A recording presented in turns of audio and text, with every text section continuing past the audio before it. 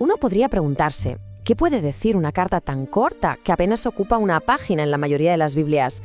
Pues a veces las advertencias más potentes vienen en los paquetes más pequeños.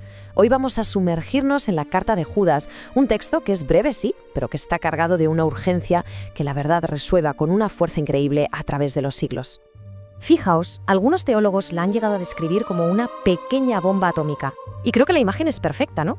Es compacta, pero su explosión de significado es inmensa. Y es que esta carta no se anda para nada con rodeos.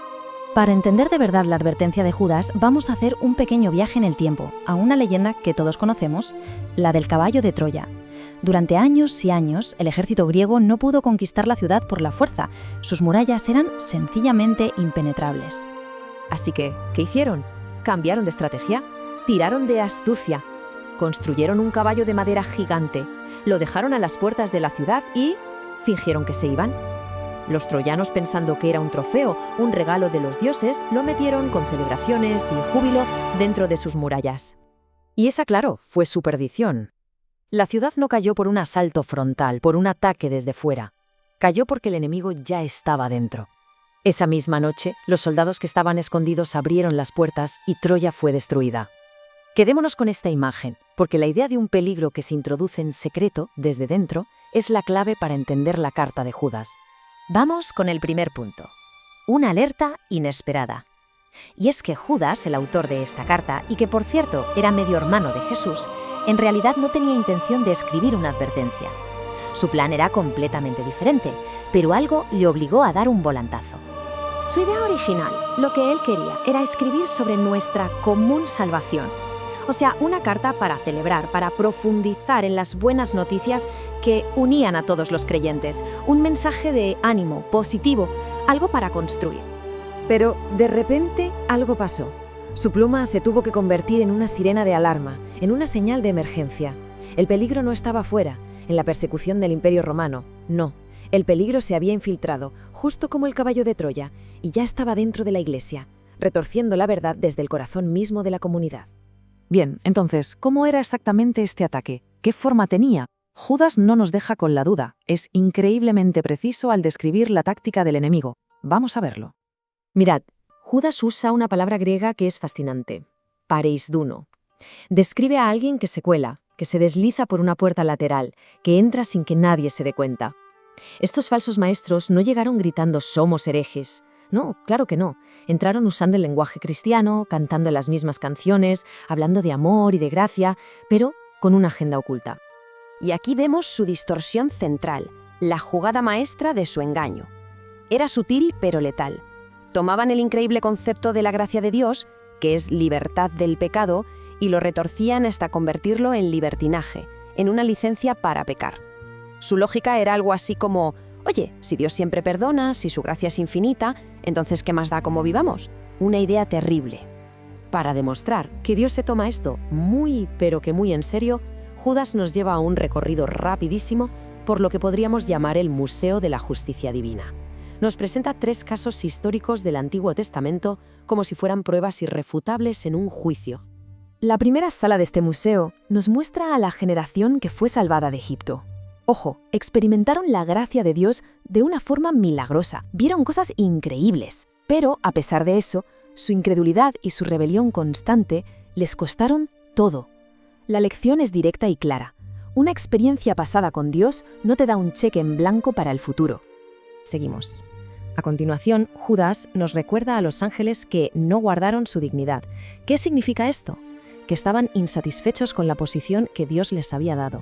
Se rebelaron por puro orgullo, quisieron ir más allá de los límites divinos, y eso les valió un juicio eterno. Y la última prueba de este museo es Sodoma y Gomorra. Aquí Judas es muy directo y señala la perversión moral y sexual como la causa de su destrucción. Es un recordatorio muy sobrio de que corromper el diseño de Dios para la vida y la moralidad tiene consecuencias, y son consecuencias severas. Bueno, pues después de los ejemplos históricos, Judas se convierte en una especie de artista. Se pone a pintar retratos devastadores de estos falsos maestros y para ello usa metáforas de la naturaleza que son increíblemente visuales y potentes. La primera imagen. Imaginemos estar en un desierto, la tierra seca, agrietada. Vemos una nube oscura en el horizonte y pensamos, por fin, lluvia. Pero el viento se la lleva y no cae ni una sola gota. Pues así son estos líderes. Prometen alimento espiritual, avivamiento, poder, pero dejan a las almas de la gente completamente secas. Son pura apariencia, una decepción cruel. La siguiente imagen es todavía más sombría, si cabe. Los llama árboles sin fruto, 2 veces muertos y desarraigados. Analicemos esto. No solo son inútiles, es que están muertos por dentro. Y para colmo, están desconectados de la fuente de la vida. Un árbol sin raíces no tiene ningún futuro. La imagen es sencillamente demoledora. Y este último retrato es puro caos. Pensemos en una tormenta en el mar. Las olas golpean con fuerza la orilla. ¿Y qué dejan? Pues un montón de espuma, sí, pero también algas podridas, basura, suciedad.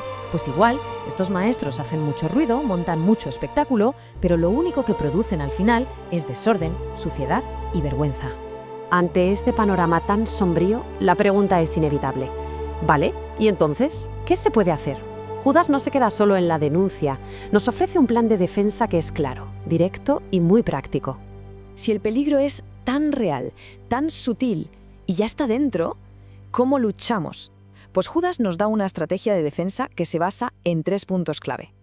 Y aquí viene lo curioso. La defensa no empieza atacando el error, sino construyendo desde dentro. Primero, edificaos, fortaleceos sobre el fundamento sólido de la fe.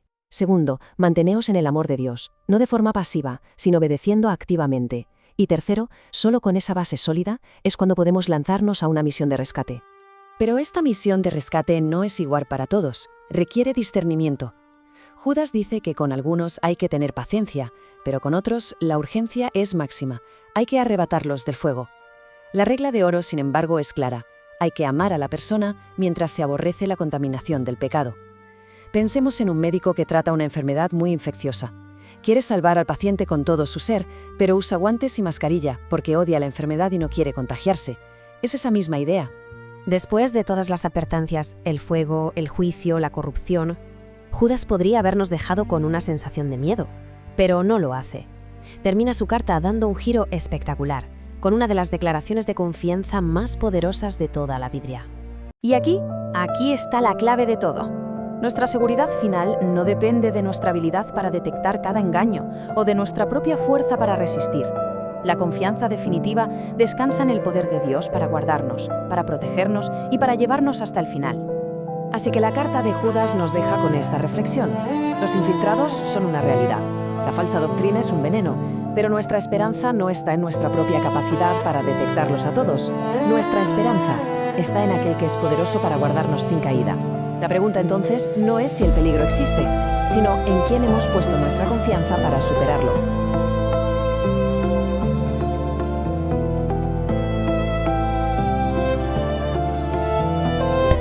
Suscríbete a nuestro canal Video Shalom Cuba. Allí tendrás un canal cristiano para toda la familia. Te esperamos. Pero dale like, comenta para que YouTube nos recomiende. Gracias.